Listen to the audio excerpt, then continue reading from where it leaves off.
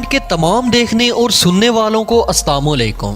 ناظرین گرامی، آپ نے پاکستان کے مشہور و معروف طیارے JF-17 تھنڈر کے بارے میں بہت کچھ سنا ہوگا، لیکن کیا آپ جانتے ہیں کہ پاکستان کو اپنا طیارہ بنانے کی ضرورت کیوں پیش آئی؟ اگر نہیں جانتے تو آج کی اس ویڈیو کو بالکل سکپ مت کیجیے گا، کیونکہ آج کی اس ویڈیو میں ہم آپ کو بتائیں گے کہ یہ طیارہ کن حالات میں بنایا گیا اور اس کے بنانے کے پیچھے کیا مقاصد تھے۔ ناظرین گرامی، پاکستان کے تعلقات چین کے ساتھ ہمیشہ سے ہی خوشگوار رہے ہیں اور پاکستان چین کے بنائے ہوئے مختلف طیارے جن میں F-6، FT-5، F-7PG اور K-8 وغیرہ کو استعمال کرتا رہا ہے۔ اس طرح پاکستان اور چین کے تعلقات بہتر سے بہتر ہو رہے تھے۔ اگرچہ پاکستانی ایئر فورس میں مختلف ملکوں کے جہاز موجود تھے، لیکن زیادہ تعداد چین کے جہازوں کی تھی۔ دوستو، دنیا میں طیاروں کی تیاری تیز رفتاری کے ساتھ جاری تھی کہ اس دوران امریکہ نے پاکستان کے اوپر کچھ پابندیاں لگا دی۔ اس سے پہلے امریکہ نے پاکستان کو F-16 طیارے فروخت کیے تھے، لیکن اس کے بعد ان کی دوسری کھیپ کو روک لیا تھا، جس کی وجہ سے پاکستان نے اپنے قریبی دوست چین کا سہارا لیا۔ دنیا میں مارکیٹ بڑھنے کی وجہ سے جیٹ طیارے مہنگے ہوتے جا رہے تھے اور مسلسل ان کی قیمت میں اضافہ ہو رہا تھا۔ دوسری طرف دشمن بھی پاکستان کو آنکھیں دکھا رہا تھا، لیکن اس مشکل وقت میں چین نے پاکستان کو سہارا دیا اور 1992 میں پاکستان اور چین کے درمیان جہاز سازی کا ایک معاہدہ ہوا، اور اس معاہدے میں یہ طے پایا گیا کہ چین اور پاکستان ایک ہلکے وزن والا جنگی طیارہ بنائیں گے۔ اس کے بارے میں دونوں ملک مل کر اس کو ڈیزائن کریں گے، پروڈکشن کریں گے اور سیل کریں گے۔ اس طرح پاکستان اور چین نے اپنے سامنے 3 مقاصد رکھ کر طیارہ سازی کا کام شروع کرنا تھا۔ ناظرین گرامی، جب بھی کوئی طیارہ بنایا جاتا ہے تو اس کے پیچھے کوئی خاص مقصد ہوتا ہے، اور اس مقصد کو حاصل کرنے کے لیے اسی قسم کا طیارہ بنایا جاتا ہے جس سے وہ مقصد حاصل ہو سکے۔ اس کے لیے دونوں ملکوں کے پاس 3 آپشن تھے۔ پہلے نمبر پر آپریشنل مقاصد حاصل کرنا، دوسرے نمبر پر سستا ترین طیارہ بنانا جو دوسرے ملک آسانی کے ساتھ خرید سکیں، اور اس مقصد میں چین زیادہ دلچسپی بھی لے رہا تھا۔ اس کی وجہ یہ تھی کہ چین کی امریکہ کے ساتھ دشمنی تھی اور امریکی جہاز بہت مہنگے تھے، اور چین امریکی جہازوں کی ساخت کے سستے جہاز بنا کر امریکہ کی مارکیٹ فیل کرنا چاہتا تھا۔ اور تیسرا بڑا مقصد یہ تھا کہ پاکستان کے اندر جہاز سازی کا ادارہ بنایا جائے، لیکن JF-17 تھنڈر کا پروگرام اس معاہدے سے پہلے ہی شروع کر دیا گیا تھا۔ 1985 کے نزدیک پاک فضائیہ نے یہ پروگرام بنایا تھا کہ اس نے اپنے F-6 طیارے کو گراؤنڈ کر دینا ہے، اس لیے کہ یہ بہت پرانے ہو چکے تھے، اور دوسری بات یہ کہ دنیا جدید ترین طیاروں سے لیس ہوتی جا رہی تھی۔ اس لیے وقت کا تقاضا بھی یہی تھا کہ پرانے طیاروں کو ریٹائر کر کے اس کے متبادل نئے اور جدید طیارے لائے جائیں۔ تو دوستو، اب یہ فیصلہ بھی کرنا تھا کہ جب F-6 طیاروں کو گراؤنڈ کر دیا جائے گا تو اس کی جگہ کون سا جہاز خریدا جائے۔ چنانچہ پاکستان نے بڑے غور و خوض کے بعد ایک اعلیٰ قسم کا منصوبہ بنانے کا پروگرام بنا لیا، جس میں امریکہ، چین اور پاکستان تینوں ملک شامل تھے۔ اس منصوبے کے تحت F-7 طیارے کی موڈیفیکیشن کرنی تھی، اور اس کے اندر جدید ترین آلات مغربی ممالک سے خرید کر لگانے تھے۔ دوستو، اب مزے کی بات یہ تھی کہ روسی ساختہ طیارے کی موڈیفیکیشن امریکہ، چین اور پاکستان مل کر کرنے جا رہے تھے، اور روس اس سے بے خبر تھا۔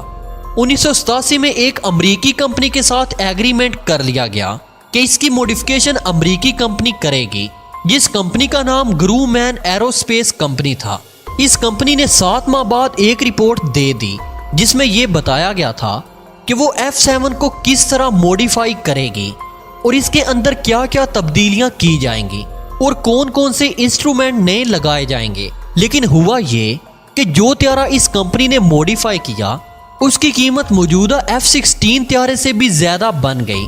یعنی پاکستان کا خیال تھا کہ سستا سا طیارہ بنتا، لیکن امریکہ کی کمپنی نے اس طیارے کو اپ گریڈ کرنے کے لیے اتنی زیادہ قیمت بتا دی کہ F-16 سے بھی زیادہ ہو گئی تھی۔ ناظرین گرامی، اس کی قیمت $13 ملین بتائی گئی، جو F-16 طیاروں سے بھی زیادہ تھی، کیونکہ F-16 طیارہ 13 ملین سے بھی بہت کم میں مل جاتا تھا، اور یہ پرانے جہاز کو نئے کپڑے پہنائے گئے تھے اور اس کی قیمت نئے F-16 سے بھی زیادہ ہو گئی تھی جو پاکستان کے لیے قابل قبول نہیں تھی، لیکن اس کے ساتھ اس کی صلاحیتیں بھی وہ نہیں تھی جو F-16 کی تھی، اس لیے یہ موڈیفیکیشن پاکستان کو بہت مہنگی پڑ رہی تھی۔ اور اس سے بھی بڑھ کر عام بات یہ تھی کہ اس کی سروس لائف 4000 گھنٹہ تھی جبکہ F-16 کی 8000 گھنٹے تھی۔ اس لیے پاکستان نے سوچا کہ اتنا مہنگا جہاز اور وہ بھی پرانا اور جس کی سروس لائف بھی بہت کم ہے، ایسا جہاز خریدنے کا کیا فائدہ۔ اس لیے اس بات کا اندازہ ہو گیا تھا کہ یہ پروجیکٹ پاکستان کے لیے مفید نہیں ہے۔ دوسری طرف چین پر بعض ایسی پابندیاں لگا دی گئی جس کی وجہ سے یہ کمپنی خود ہی اس پروجیکٹ سے باہر ہو گئی۔ اس کے بعد امریکہ نے روس کے ٹوٹنے کے بعد پاکستان پر بھی پابندیاں لگا دی۔ اس وقت پاکستان کے پاس 40 F-16 طیارے تھے جس کی مکمل مینٹیننس امریکہ کے پاس تھی، لیکن امریکہ نے ان کی مینٹیننس سے انکار کر دیا۔ اس کے ساتھ ساتھ پاکستان نے نئے F-16 کے لیے بھی رقم دی ہوئی تھی، لیکن امریکہ نے وہ طیارے بھی پاکستان کو نہ دیے اور پاکستان کو دھوکہ دیا۔ پاکستان پر امریکی پابندیوں کی وجہ سے سیبر پروجیکٹ کو وقتی طور پر بند کر دیا گیا، لیکن چین نے انڈر گراؤنڈ اس فائٹر طیارے پر کام جاری رکھا اور امریکی پابندیوں کی کوئی پرواہ نہ کی۔ اس طرح 1992 میں چین نے پاک فضائیہ کو ایک پیشکش کی اور کہا کہ ہمارے ساتھ مل جائے اور ہم دونوں ممالک مل کر ایک ہلکے وزن والا جدید ترین طیارہ تیار کرنے کی کوشش کرتے ہیں۔ لیکن اس میں ایک مشکل یہ تھی کہ چین تو امیر ملک تھا لیکن پاکستان غریب تھا، اور چین کی پیشکش یہ تھی کہ دونوں ممالک کی طرف سے فنڈنگ برابر کی جائے گی اور اس کا نفع نقصان بھی برابری کی بنیاد پر ہوگا۔ اس طرح پاکستان نے بہادری کا مظاہرہ کیا اور چین کے ساتھ برابری کی بنیاد پر شراکت داری کر لی۔ اس طرح JF-17 تھنڈر کی تیاری میں پاکستان 50% کا حصہ دار ہے، یعنی اس میں جو بھی نفع نقصان ہوگا وہ 50-50 ہوگا۔ اس کے بعد پاکستان نے چین کو اپنی ضروریات کی ایک لسٹ دے دی کہ اس طیارے میں کیا کیا ہونا ضروری ہے۔